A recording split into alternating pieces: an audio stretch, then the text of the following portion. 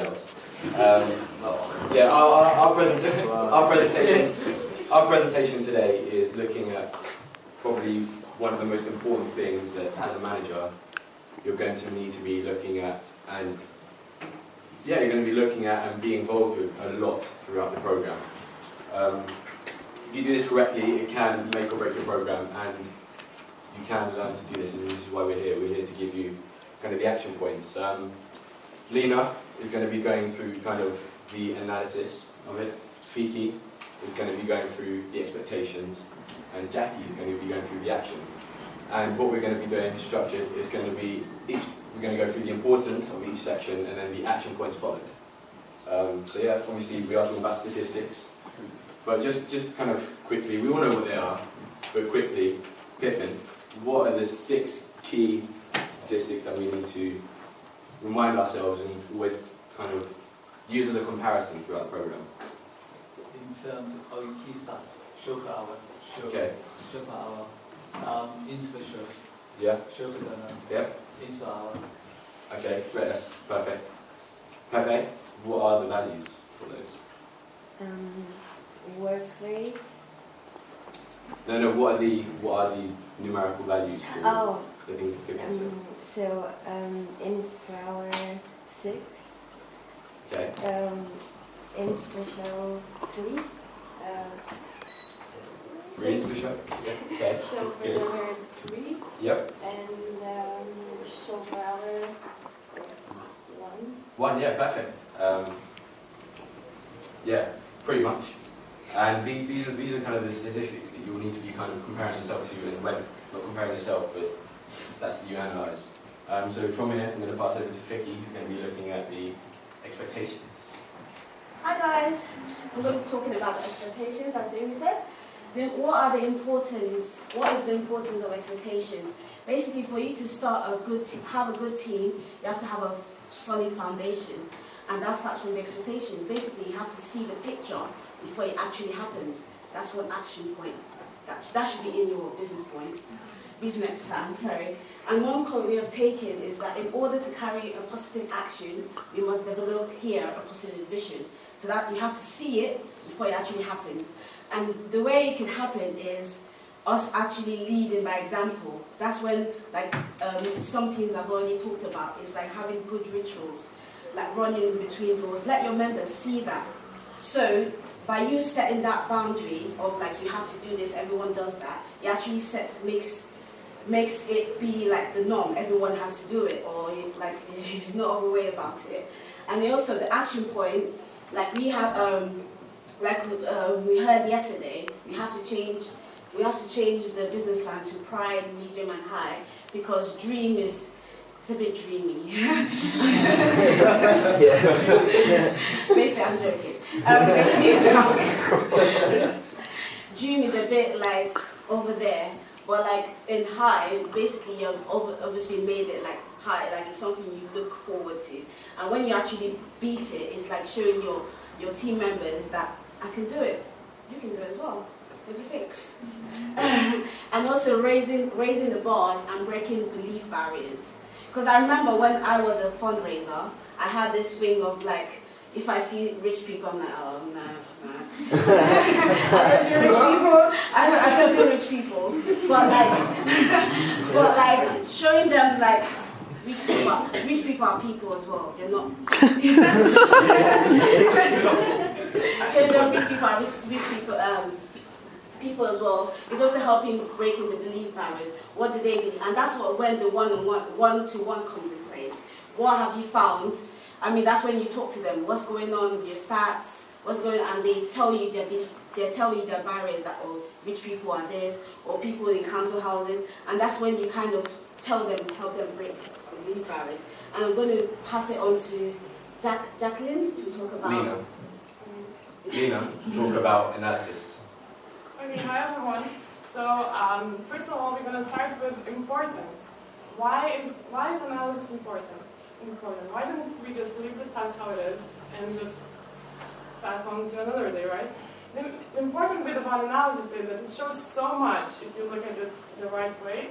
It can show you everything that you can't see every day with everyone. I mean, you're being a manager, one person, and you have 4 or 5 fundraisers, you can't be with them every day, but you can see something without not being next to them. Does that make sense? So, okay, I'll ask Becky, what do you think we can see from the stats? What do you think shows how hardworking people are. Okay, what else? Christina? Yeah, basically their work rate and what they need to improve as well. Okay, Vicky? Like their skill in terms of share approach. Yeah, exactly. But besides that, what was mentioned by the speaker yesterday, what do you think more we can see from it? When you think about it, there's so many things, right? You can see how effective with the training of the last day of let's say was, how effective was the motivational speech, right?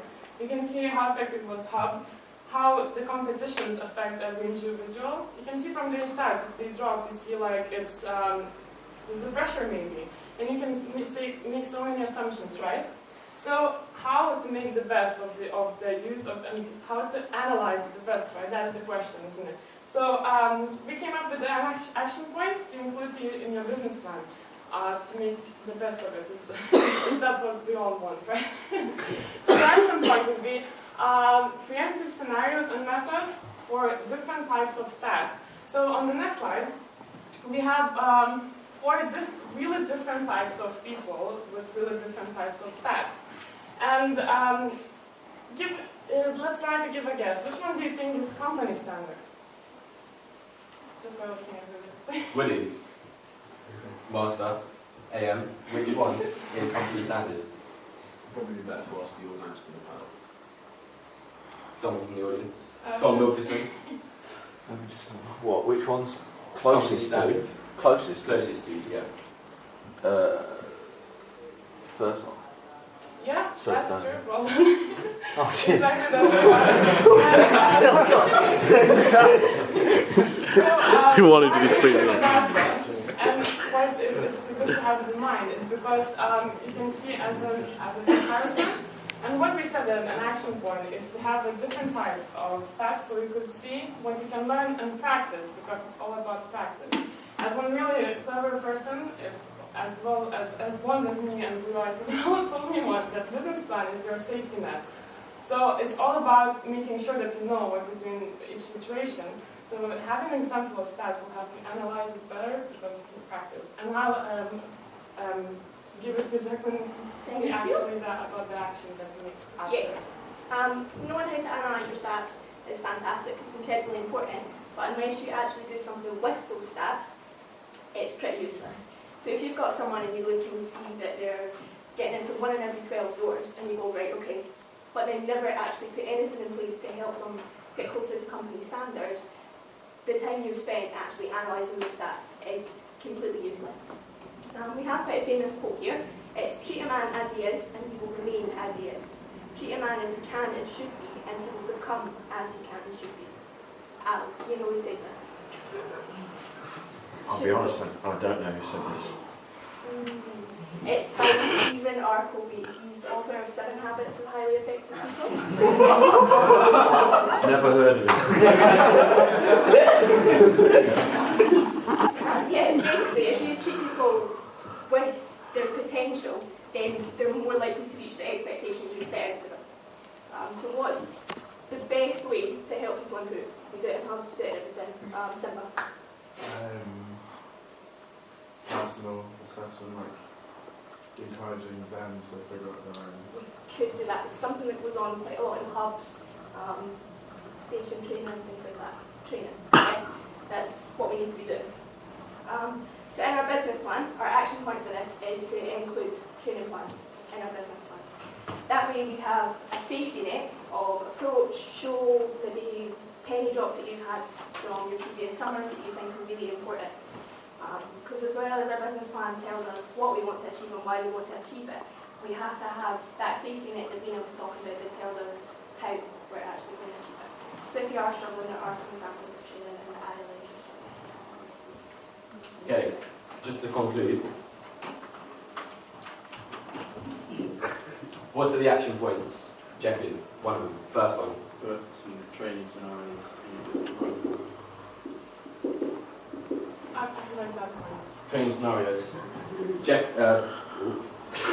Sarvesh, next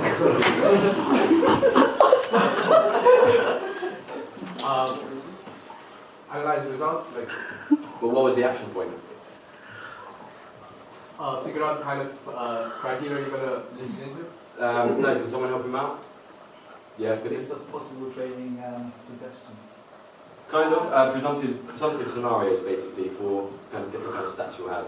But for expectations, Abdul done a great talk on it the other day. Rob, what were the action points for expectations that you need to include in your business plan?